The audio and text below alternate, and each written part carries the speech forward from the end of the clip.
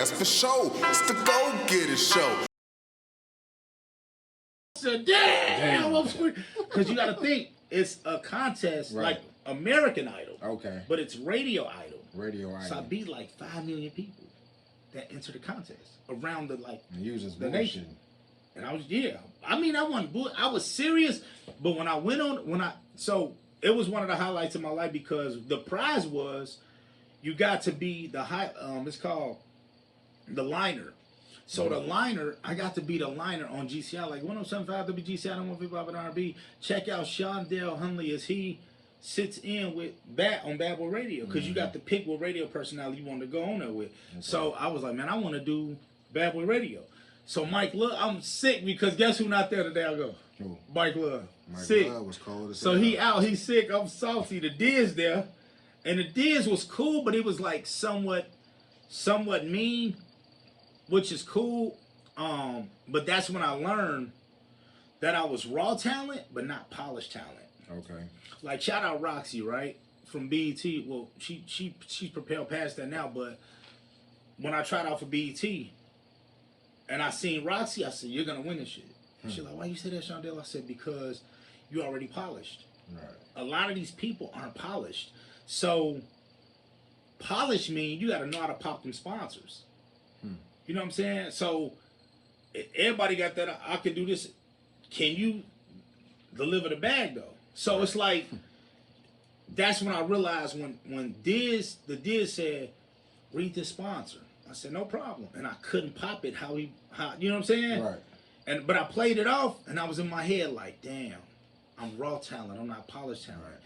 Right. But I still did good enough. I get a call from TREY the Chocolate Jock. Shout out to TREY the Chocolate Jock. I love you forever, brother. That dude changed my freaking life. There would be no Raw Radio. Shout out to TREY. There would be no Shondell on Power 92 if it was not for TREY the Chocolate Jock believing in me, giving me an opportunity, seeing something in me I didn't see in myself.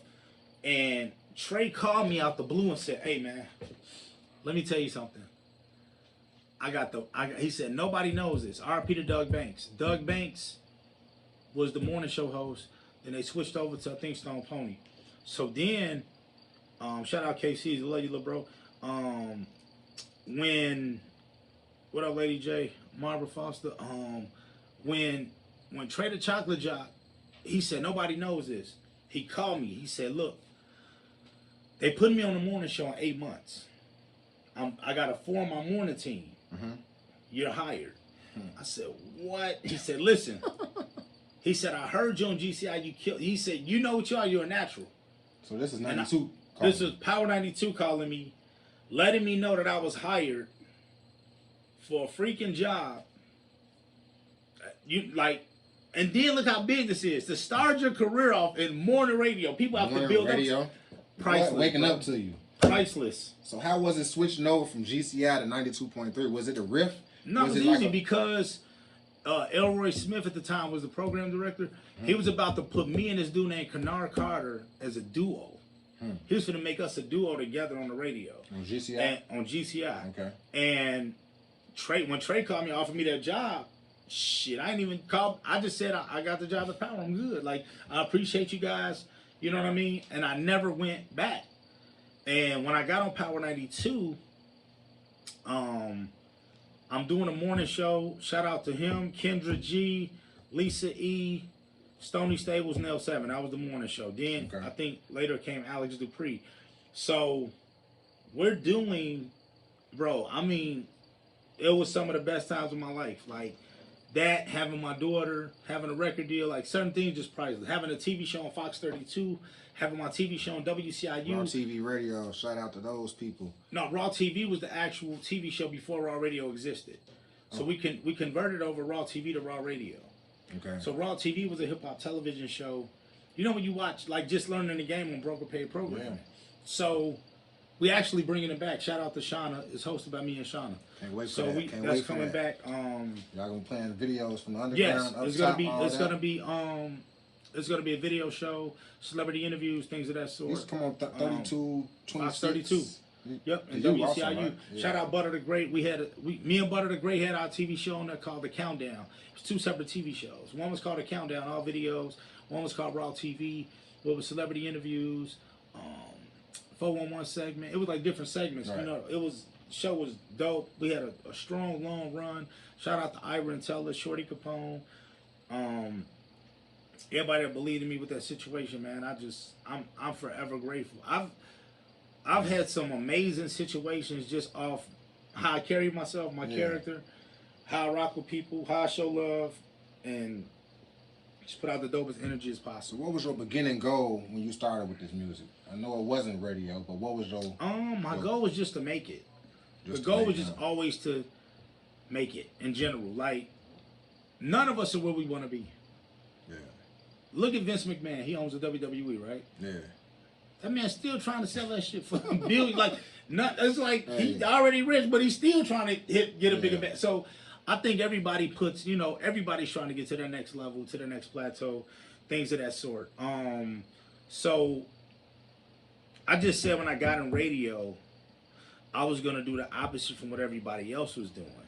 And what they did was, years back, what people don't know, a lot of people don't know this, but Power 92 had a hey Mateo, I love you. Power 92 had a Chicago show in it called the Chicago Power Hour. Okay, I remember. So that. it was hosted by Sha Blizz. Shout out to the Blizz. So happy birthday, by the way. So happy birthday to Blizz. Sha Blizz was the host of it. Trey the Chocolate Guy come to me and say, "Hey man, Jay Allen wants you to load the Power Hour." I was like, "Huh?" I was like, "Why?" Like, you know what I mean? I'm like, yeah. He's like, "Just be a team player." I'm like, "Yes, sir." You know what I'm saying? You asked me to do something, I'm like, shit, I ain't telling him no. And this was before. This before Raw Radio, all this existed. So when he asked me to load, yeah, a long time. Raw Radio, 17 years. Yeah. No, Raw Radio was on while I was still on the morning show. I started off with 1 hour. Okay. I'm at 4 hours now. So, when they said load the Power Hour, I did whatever was asking me to do. Loading it means putting the music in was supposed to play on this hour. Okay. Because Blizz was sick, whatever was going on. Trey the Chocolate Jock comes to me and say, "Hey, whatever you did, man, they want you to do it again." I'm like, "What?" He was like, "Man, whatever you did is spike the ratings." Okay. I'm like, "Word?" He's like, "Dude, do it again." Bam, I do it again. What you do? They like, do it again. What's the sauce? What's the sauce? I just put fucking heat in there. Okay. You know what I'm saying? So they was like, you woke up an hour that nobody was thinking about. Like sponsors or whatever, I guess he meant by that. And I was like, really? He was like, look, they want to holler at you. I'm like, okay. They made me the program director at Power 92 over the entire Chicago division. So anything that had to do with local music, from a Kanye West to a nigga that just got out the joint with a vision, Jeez. I was the dude deciding on what got played, who got played, and who was next to go on rotation for local music, right? Oh, so you looking at the dude that broke Ben Won't Never Leave My Girl, Slick J. Adams, Loving Your Body, John Blue, I'm in Love with Your Booty, like all these records to plateau to propel to the next level. The Bo Deals, we'll be talking at Daybreak. So they still let Blizz host it. I was like, because I honestly didn't want to do it. I just wanted to do the morning show. Right. I'm already working a full shift. I just wanted to do that shit and leave. The less I wanted to fuck with it, the more power they gave me. Right. I was just like, fuck, why me? But I was so strict with it. And even Blizz told me that he's like, man, it went so good they moved the shit up to 2 hours on the radio. That's how good the ratings were. What day was this? It was like a Saturday, Sunday, whatever it was. It was like a Saturday or Sunday. I had it busting, whatever. And it started being hosted by me and Ozman, Wizard of the Airwaves. And I'm like, I'm sitting there like, man, I still was, but when I say I turned it to some other shit, like we brought Lupe in and did a Lupe Fiasco takeover. We did a Twister takeover. It was like artists that was like bussing.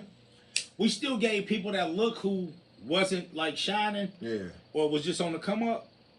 We still did all of that. But then like those anchor artists who the listeners want to hear, that's going to draw in that listenership, we kept them like the do or dies, the twisters, the psychodramas, all those people. So I'm helping so many artists, like so many artists, bro. Just helping them, breaking their shit, everything. Coast Steel, it's so many artists that Cap One. It's so many artists that I broke and helped, and so when they did budget cuts and layoffs, they did budget cuts and layoffs. The time that the Power Hour was on, because it ended up going off. They discontinued it, right? Because they did budget cuts and layoffs. So the time that the Power Hour was on, that's the time now that Raw Radio was on. So I bought it. Okay. Did the broker thing, right? So they didn't know. When they laid me off, I'm going to be honest, I was finna get a job as a police officer or a firefighter just to have a job with benefits. Yeah. I was just like, fuck, what I'm going to do? I'm young, I'm in shape. I'm like, God, what I'm going to do? Fuck, I got to, it just happened so abruptly, like, yo, we got to let you go. Budget cuts, blah, blah, blah. I'm like, I said this to Jay Allen, shout out to Jay Allen. I said, I don't know why or how, but I'll be back. I just got this funny feeling I'm going to be back soon. And he said, well, he gave me a look like, I guess like he hears that shit all the time. It goes to show you, don't burn them bridges. And, you never know. No, it wasn't a thing of a bridge was burnt because I was humbled and appreciative of whatever, like I wasn't a weird, tripped out, bitter nigga that felt like nobody owed me nothing. No, so some people, they lose them jobs, they be like, yeah, they get weird. But I understand it. It's a job, and some people, you never know the sweat equity of things that they do to put into that job and the commitment that they put into that job. So I totally understand it. You never know what a person did to help build up something, and then you got to be like, oh, it sucks. So they didn't know what I was on. Shout out to Shorty Capone. He said, man, we'll just buy you a show. Man, just call up there. Man, call up there. So I call up that ain't know what I'm like, yo, what does it cost for a 30-second radio ad? What does it cost for a 60-second ad? What does an on-air interview cost? What does an hour interview cost? What does a live broadcast cost? So now I knew the value of what I was selling. Walked in there, cut them a check, and that was over 17 years ago. 17 years ago. So now I went from working for the company to becoming one of their biggest clients / partners, and probably one of their top people that bring in revenue to that station and that company. Man, so it's a different respect level on business. So I learned the game on media marketing in general, then just built tons of relationships and started doing business with GCI, 104.3 Jams, the B96, the Kiss FMs, the billboard companies, the TV ads, to do put ads on BET, MTV, VH1, like a movie, man. Everything. So just learning, building those relationships and learning to need to add more just with marketing in general. And so now I'm like, okay, I need to make myself Mr. Marketing. Yeah. I thought like, yo, put a bag behind you. So like how artists put a bag behind them, or a business owner put a bag behind, I'm like, invest in you, empower you. That's what's gonna make people understand that they gotta come to you. So with artists, they'd be like, yo, what I gotta give you to play a record? I'm like, nothing, just give me your record. So they're like, okay, great. So now they give me the record, I'm playing a record, and it'll develop into business because now they want advertising. Right. You know what I'm saying? And even if they don't do advertising, I don't really care. I just want to touch as many lives as possible. And that was the reason why I got in radio, and that was the reason why I do what I do. And I was like, man, I'm gonna just help as many people as possible. Bro, when I met you, I called the back of a car. There was a flyer or something I found on the ground. And you picked up, and I asked to be on your promo team. And I ain't had no transportation, nothing. You pulled up on me. We ain't know each other from nowhere. You pulled up on me, and you scooped me up, and we was promoting Rio de Janeiro's campaign. We was up north going crazy. Do you still get those calls, and do you still be that friendly with people? Because you was like, hella. I'm friendly. I treat everybody. I've done business with billionaires all the way to a person that's struggling. So I understand the struggle. I understand as quick as God give it, he takes it. I understand. So you have to treat everybody the same. You know what I mean? So you never know who's going to be who tomorrow. Facts. You never know. Look at Donald Trump, for example. This man was a celebrity, actor, mogul businessman becomes the president of the United States. What kind of shit is that?